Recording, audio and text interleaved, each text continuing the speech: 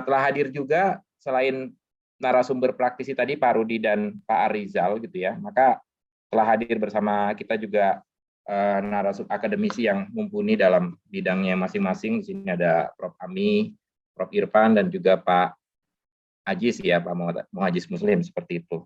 Nah, di sesi yang kedua, saya akan bertanya kepada beliau bertiga, seperti itu.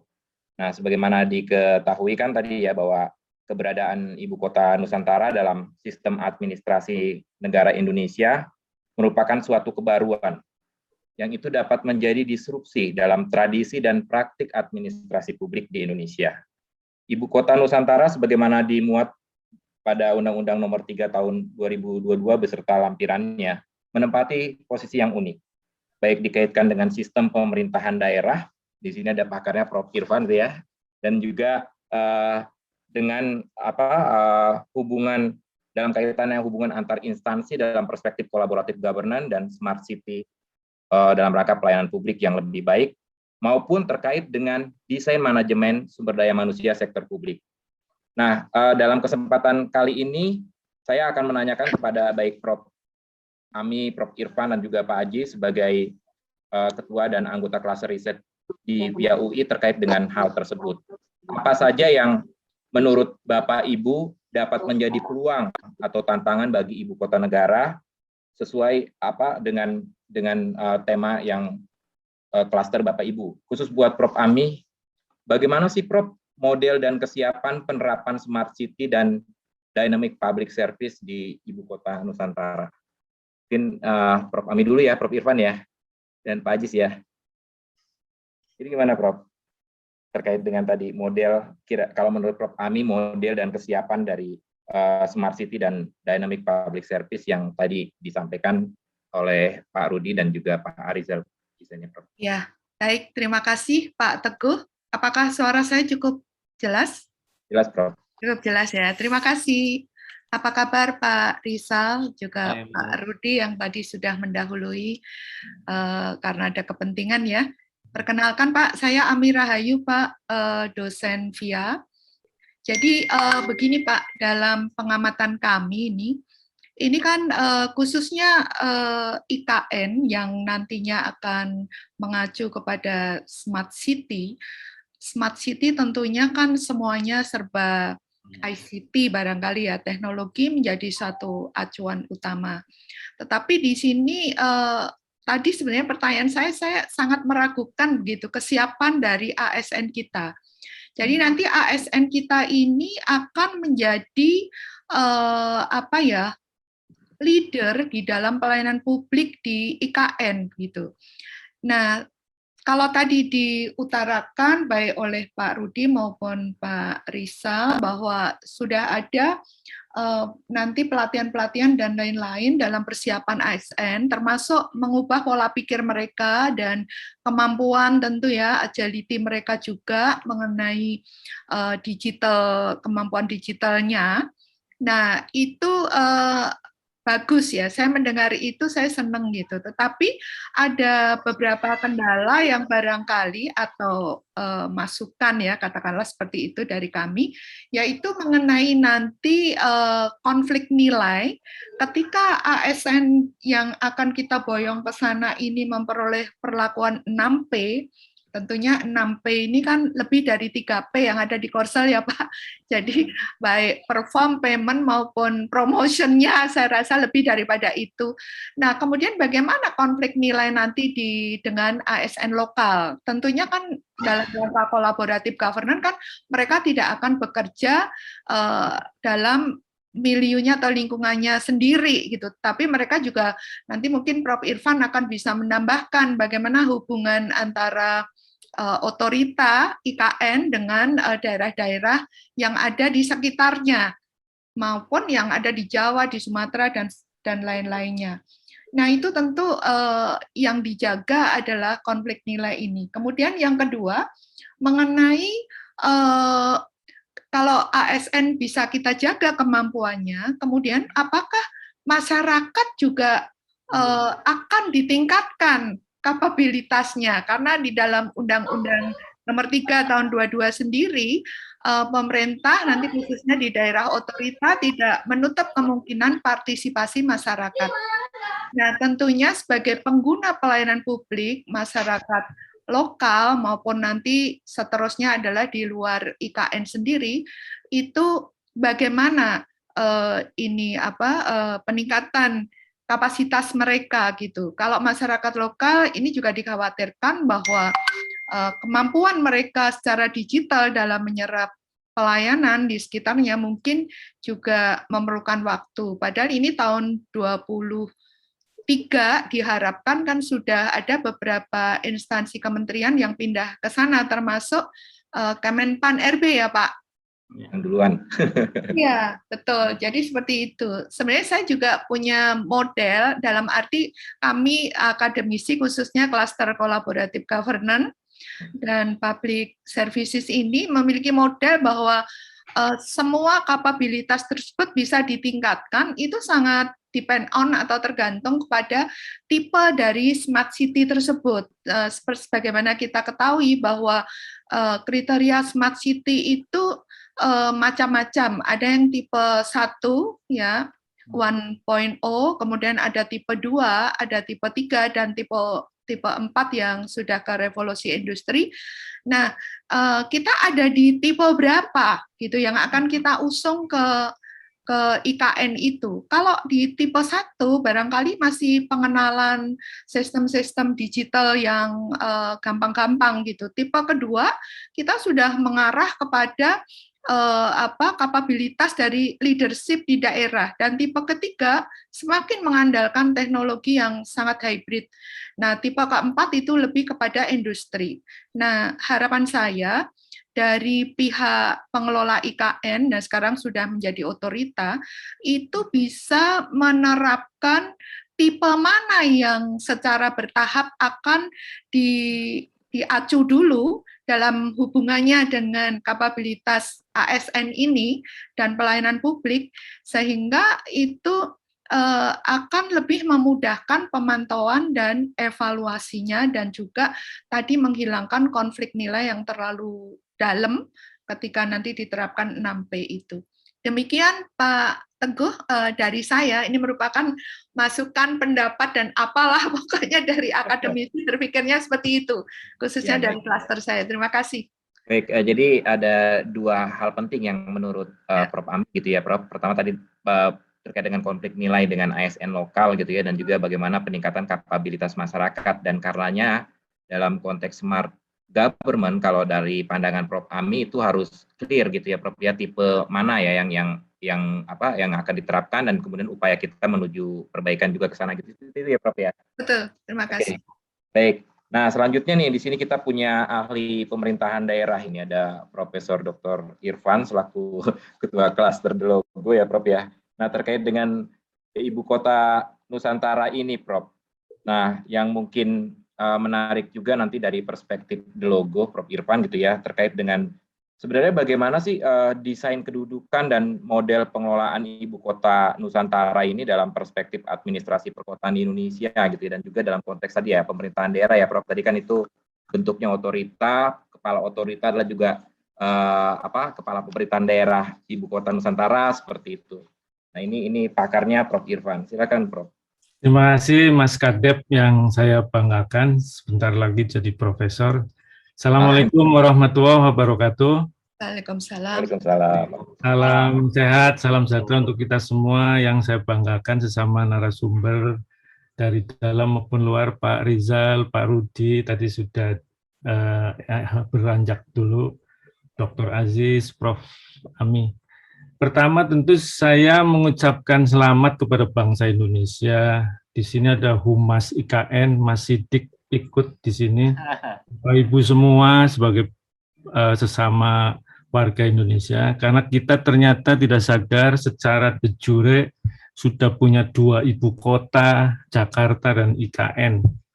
Karena undang-undangnya sudah diketok, Jakartanya masih jadi ibu kota. Nah, nanti empiriknya kayaknya karena kita orientasinya nanti mau membangun yang kedua, saya ucapkan selamat. Pasti yang kedua harusnya lebih bagus, ya kan Mas Aziz. Kalau punya mobil yang kedua, ya mesti lebih bagus, gitu loh. Apa aja, rumah kedua juga lebih bagus, gitu. Bahkan ada guyon-guyon, ada orang minta dapat istri kedua, ya katanya ada syarat dari istri pertama harus lebih cantik. Nah, kalau nggak cantik, langkai dulu mayat saya katanya, kata istri pertama begitu, guyon-guyonannya Pak. Nah, saya izin share karena sudah diketok, ini jadinya menyempurnakan. Saya sudah tulis di Kompas, Mas Kadep ya, Bapak Ibu semua. Nah, saya bertanya-tanya, kok ada yang judicial review gitu terhadap undang-undang ini. Saya cek ya, dan akhirnya nulis juga. Ternyata Bapak Ibu, sebelum kita bangun supaya sempurna, itu saya cek dulu desain undang-undang itu menurut disiplinnya saya. Izin, ini kok ketutup ya. Nah, di pasal 1 ayat 2 disebut ya kan, Ibu Kota Negara bernama Nusantara, selanjutnya disebut IKN ini, pemerintahan daerah. Pemerintahan itu di mana disebut dalam berbagai undang-undang dan juga definisi, ini local self government. Ada unsur perwakilan masyarakat setempat. Ternyata begitu disambung, ya, saya baca, nah ini dukungannya lembaran-lembaran berikutnya, nanti saya bandingkan. Nah ini Pak, pasal 4-nya, pasal 4 masih pasal 5-nya, dan pasal 9. Semuanya menunjukkan bahwa tulisan pemerintahan daerah ternyata disambung bahwa ini otorita yang langsung nyambung ke pemerintah pusat. Pemerintah pusatnya nanti ada di IKN. Jadi sebetulnya bukan pemerintahan daerah. Jadi desain undang-undang ini mengandung kekeliruan Bapak Ibu. Ya, jadi ini perlu disempurnakan. Saya tidak sekedar kritik, ada usul kalau memang sempat, karena di judicial review, nanti kalau yang menang, yang menjudisial, saya punya konsep. Kalau yang menang pemerintah, ya lanjut terus. Cuma saya hanya berkata bahwa apa artinya undang-undang dasar, karena nanti saya kasih catatan dengan undang-undang dasar, di mana kenapa harus pemerintahan daerah. Maka yang nulis juga beraninya nulis pemerintahan daerah bukan wilayah administratif. Ternyata itu kan wilayah administratif. Nah, ini saya sekalian Jakarta itu, Pak. Desain ibu kota ini ternyata otorita berbasis wilayah tanpa otonomi. Ini inkonstitusional ya. Dibaca pasal 18. Pasal 18 sebelum amandemen berbeda aroma. Yang setelah amandemen Bapak Ibu, ini bunyinya Pak. Ini setelah amandemen ya. Pasal 18-nya jelas pemerintahan daerah itu provinsi, kabupaten, kota. Tidak ada otorita. Dan pemerintahan daerah memang betul ada perwakilan dari masyarakat lokal nanti di DPRD. 18A yang jadi cantolan katanya itu juga jelas khusus daerah itu, pemerintahan daerah yang bersifat khusus 18B ya yang disebut-sebut, ini juga daerah, pemerintahan daerah, local self government, di mana ada unsur DPRD kalau sebutan pemerintahan daerah. Jadi ini saya bingung, saya untungnya nggak diundang sama yang nyusun sebelum jadi undang-undang itu, sejak draft. Ya, dan herannya mungkin juga kalaupun ada usulan bahwa ada DPRD, barangkali tidak disukai sama yang nyusun itu supaya cepat katanya. Padahal bisa Bapak Ibu, dengan adanya perwakilan masyarakat setempat tetap bisa cepat sebetulnya. Kenapa khawatir ada DPRD itu terus jadi nggak cepat gitu loh, dengan berani-beraninya menyalahi atau konflik dengan undang-undang dasar. Ini undang-undang dasar kita, aduh kalau dilawan kan apa artinya undang-undang dasar nantinya gitu.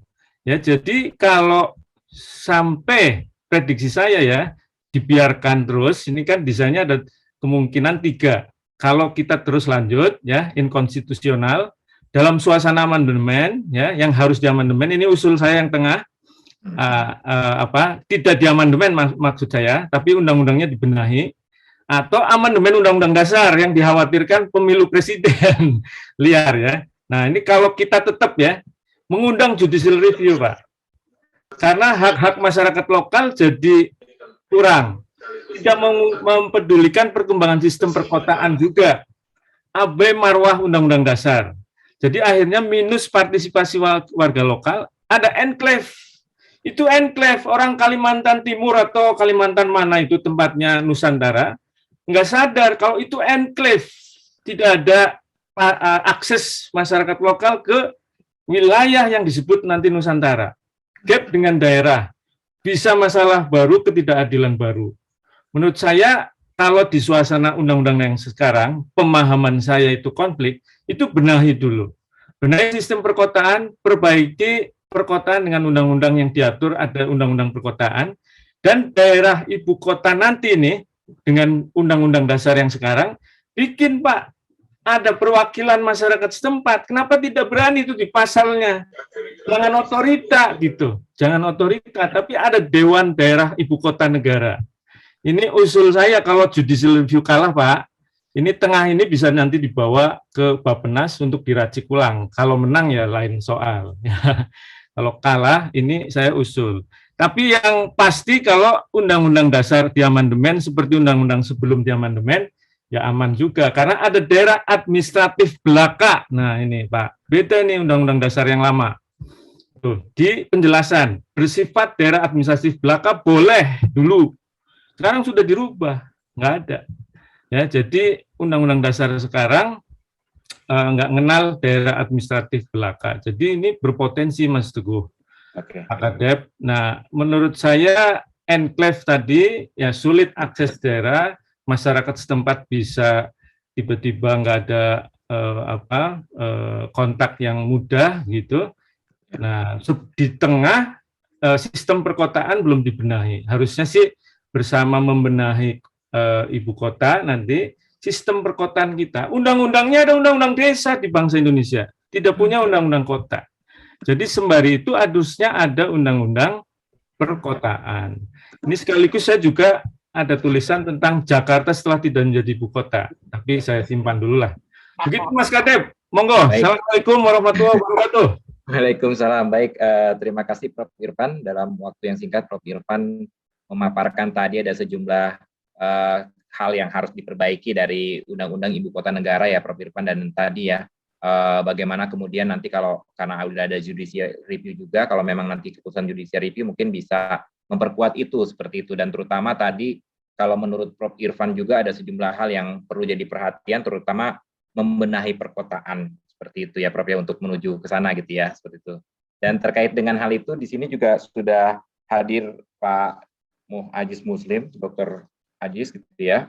Beliau dulu nih kalau kata Prof. Irfan awalnya masuk kajiannya perkotaan ya Prof. Irfan ya, seperti itu ya. Nah jadi terkait dengan ini bisa juga nih nanti sambil mengomentari terkait dengan perkotaan gitu.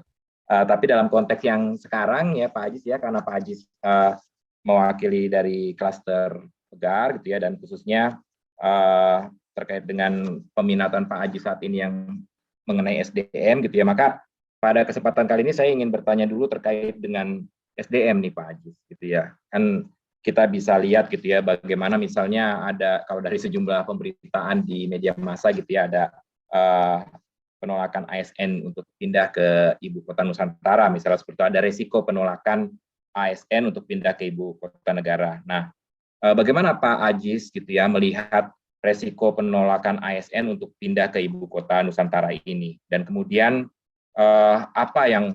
instrumen apa yang itu bisa digunakan oleh pemerintah gitu ya, sehingga bisa menarik ASN untuk mau dan pindah ke Ibu Kota Nusantara. Silakan Pak.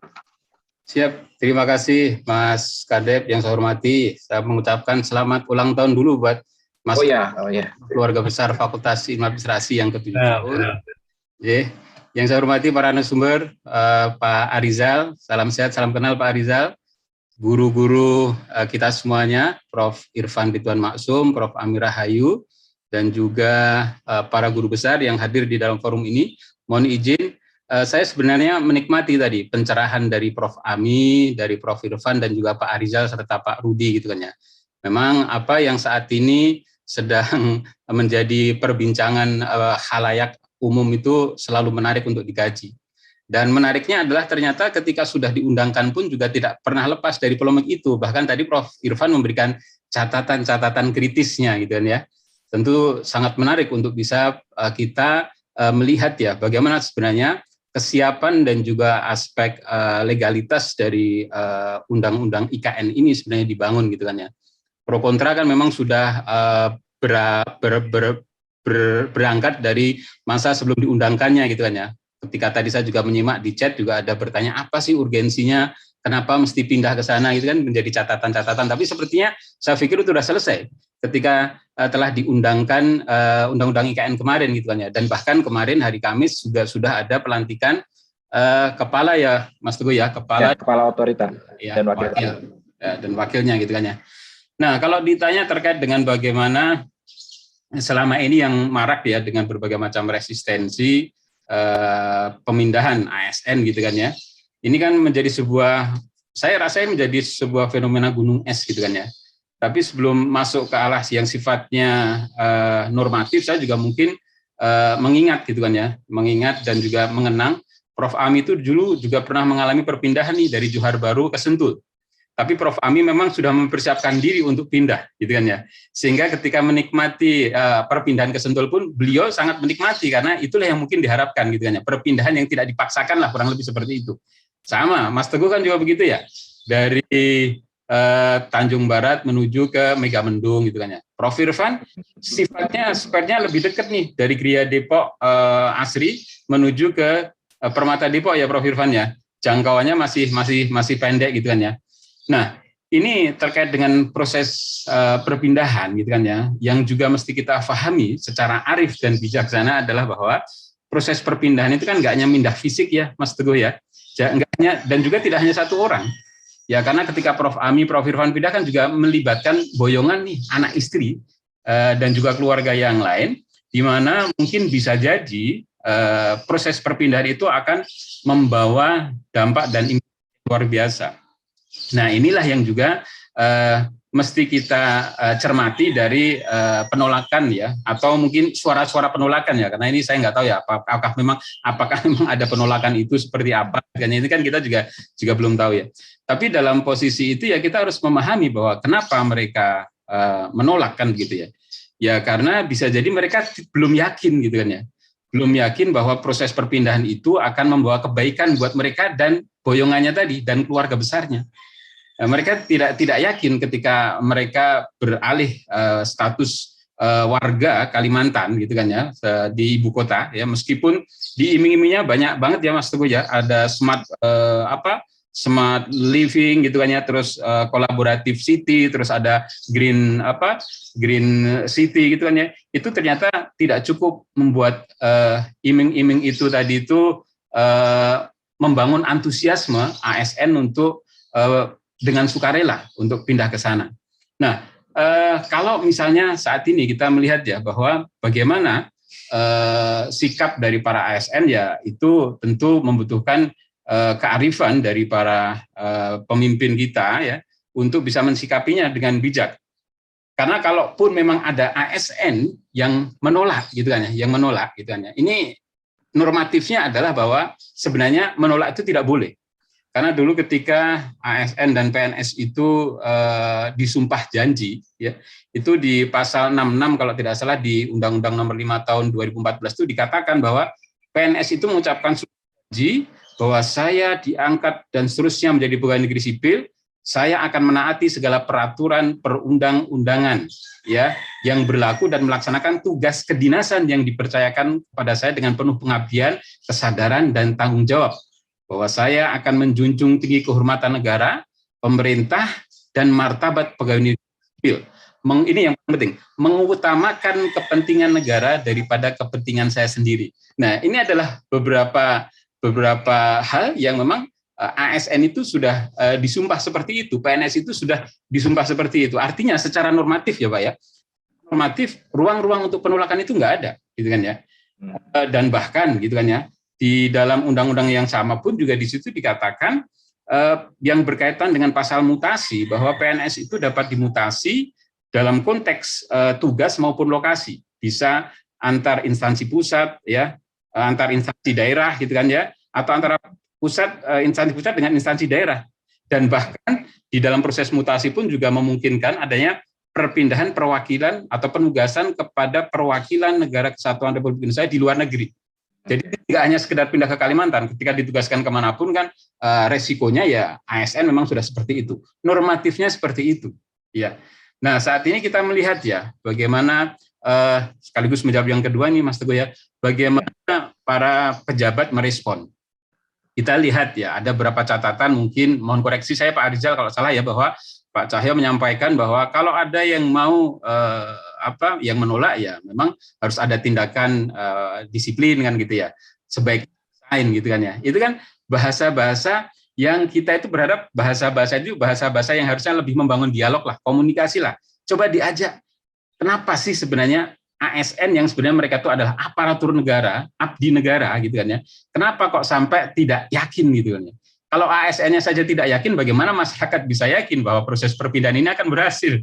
Itu yang juga sebenarnya menjadi sebuah tantangan, terutama bagi pemerintah saat ini ya, meyakinkan anggotanya dulu. Ini ibaratnya ASN itu kan anggota keluarga nih. Yuk borongan kita mau pindah gitu kan ya. Mungkin bisa membayangkan ketika Prof. Ami kemarin mau pindahan tidak disetujui sama anaknya, Prof. Ami mungkin agak bingung juga. Ya, nggak nyampe Sentul mungkin, sampai Depok aja deh, nggak jauh-jauh. Artinya ke Sentul dekat gitu kan ya, terus ke Johar juga dekat. Nah, sedangkan ini kan proses perpindahan ya aparatur sipil negara gitu ya, aparatur pemerintah yang dalam jumlah besar tadi sedang didesain didesain oleh tim di Kemenpan RB ya, kementerian prioritas ya yang akan menjadi tujuan utama untuk perpindahan di awal. Nah, kalau seperti itu kondisinya, apa yang memang harusnya dilakukan ya tadi, bangun dialog deh. Ini sesama anggota keluarga dilarang mendahului. Coba deh diomongin dulu nih, kira-kira bagaimana nih. Meskipun dalam posisi ini ASN tidak bisa memilih, Mas Teguh. Ya. Okay. Cuman saya tadi juga bertanya, kira-kira nanti akan berubah apa enggak ya? Karena Universitas Indonesia adalah universitas di ibu kota negara gitu, Mas ya. Mas Teguh. Yeah. Jadi nanti mungkin kita marsnya juga mesti dirubah ini nanti alumni ibu kota negara gitu kan ya. Jadi itu beberapa hal yang mungkin bisa kita simak dan bisa kita cermati ya, bagaimana kita menanggapi respon ASN yang saat ini misalnya cenderung menunjukkan adanya resistensi, kalau itu pun ada ya memang harus disikapi dengan baik nih, jangan langsung diancam bahwa harus mundur, harus dipecat, harus ini. Bahasa kita jangan bahasa seperti itu deh. Mereka kan sama-sama nih. Coba diajak bangun, didialogkan dulu kira-kira apa sih yang memang sebenarnya diharapkan. Nah, kita memiliki beberapa contoh ya, beberapa contoh proses perpindahan bukan ibu kota negara, Mas. Proses pemindahan ibu kota provinsi ya. Misalnya Maluku Utara kan ke Sofivi, Mas Teguh kalau nggak salah pernah itu ya Mas ya, kita ke Maluku gitu kan ya di sana ya. Kita kan melihat nih bagaimana antusiasme ASN untuk bekerja di Sofivi. Mereka perlu perjalanan ya, perlu nyebrang laut dan seterusnya, yang pada akhirnya yang menjadi pertanyaan ujungnya adalah bagaimana kita berharap kinerja mereka gitu kan ya. Ketika mereka merasa bekerja di tempat yang mereka sendiri tidak happy gitu kan ya. Ini itu yang lintas pulau. Mungkin yang deketan itu di Sukabumi, Mas.